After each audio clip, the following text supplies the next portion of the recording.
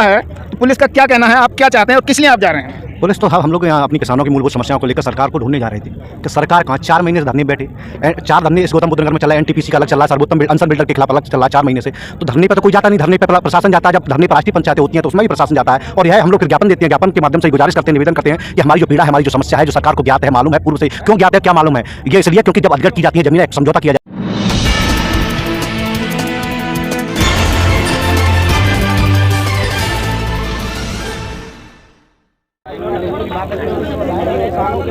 Noida authority से उदास और हताश होकर, नोएडा यूपी सरकार से हताश होकर आज कुछ किसान संगठन के लोग दिल्ली कूच कर रहे थे। दिल्ली केंद्र सरकार से अपनी बात रखने के लिए ये किसान जा रहे थे, लेकिन उनको पुलिस ने रास्ते में ही बॉर्डर पर रोक दिया है। तो पुलिस ने आपको जो रोका है, तो पुलिस का क्या कहना है, आप क्या चाहते हैं और किस लिए आप जा रहे हैं?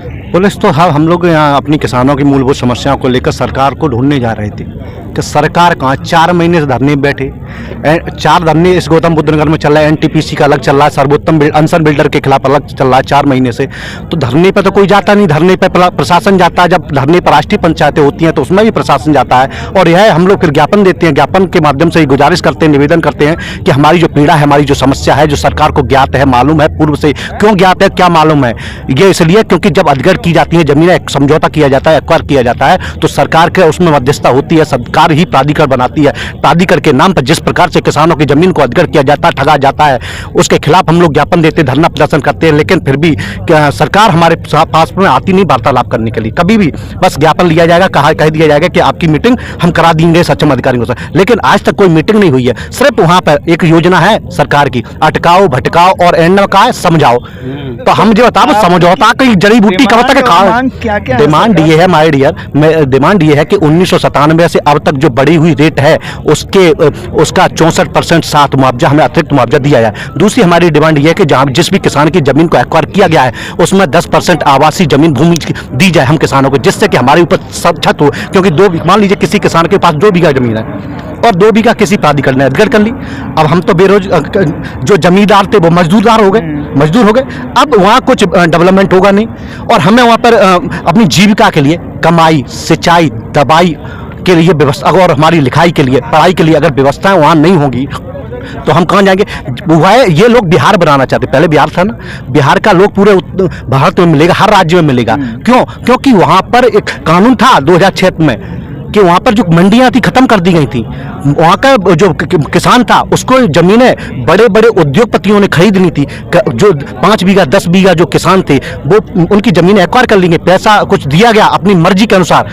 मर्जी का समझे आप जाइए, 1900 जब देश में रेल चली थी आज़ादी के पूर्व, देश जब रेल चलाई गई थी तब क्या कहा जाता था कि जमीनें तो सरकारी है, ये कहा जाता सरकारी जमीन है, जबकि जमीन किसकी थी? किसान की जमीन थी। अगर वहां पे हमें मुआवजा दे दिया जाता आज, तो आज हम घाटे में नहीं चल रहे। हमारा तो 1857 से आज तक अगर लगा लिया जाए तो वही सरकार पर कर्जा है। पहली बात इसी प्रकार से यहाँ होता है कि हमारी जमीन अधिग्रहण की जाती है, करार किए जाते हैं, समझौते किए जाते हैं, वो उन्हीं की तरफ से किया जाता है। हमारी तरफ तो सिर्फ इंग्लिश में होते हैं, पन्ना आता है इंग्लिश में, सो हम लोग जानते तो है ना। सो वापस साइन करते रहते हैं बैंक में, जब लोन ले जाते KCC तो अंग्रेजी में हो तो सब, तो मिलने की हाँ साहब ना साइन करो, चाहे वे घर लिखवा रहे हैं पर हमें मालूम ही ना क्योंकि वो हमें पढ़ने ही नहीं देते हैं, हमें वो गरीबी से उभरने नहीं देते हैं, जिससे कि हम स्कूल जाएं और स्कूल में जाके भारत के लोकतंत्र की, भारत की सुंदरता को, भारत के जो इतिहास के संघर्ष हैं उसको हम जान सके। और हम तो इसलिए यहाँ बैठे कि पढ़े लिखे हैं साहब,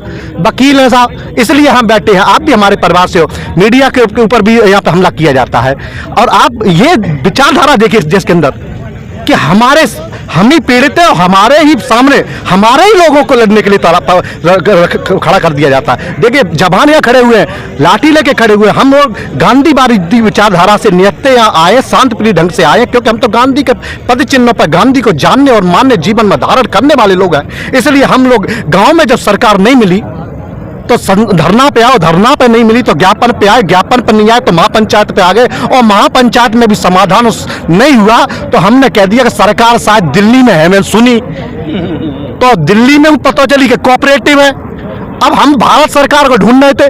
अगर भारत सरकार होती तो सच बताना, ये मातृशक्ति हमारी बैठी है, आप लोग यहाँ बैठे हो, जवान यहाँ बैठे हैं, मिलवे तो आई जाती सब, लेकिन प्रशासन लठिया लेके खड़ो रोड पे और ये कह दिया जाता है कि रास्ता तुम घेरे हो, लाठी तुम लाए हो, बैरिकेड तुम लगाए हो, बस तुम लाए हो, गिरफ्तारी के लाए, हमारी गलत रिकॉर्डिंग तुम लोग कर रहे हो, तो और फिर हमें ये कह रहे हैं रास्ता तुम घेरे हो। यार कब तक हम शोषण कहें, ये बताइए। हम लोग इस देश को बनाने के लिए गर्दनें कटाई है, शहादत दी है, कुर्बानी ली है, और आज भी यार अगर धरती से लेकर चंद्रमा तक आज भी हम ही लोग हैं, विज्ञान भी हम ही है, वकील भी हम है, पुलिस भी हम है, और पत्रकार भी हम ही है। जब सब कुछ हम ही है तो हमारा शोषण क्यों है? इतना समझाने और पूछने आए कि भाई समझौता आपने किया तो हमें अधिकार, हक अधिकार क्यों नहीं दिए जाते? बस किसानों के घर से हक अधिकार मांगना गुनाह है।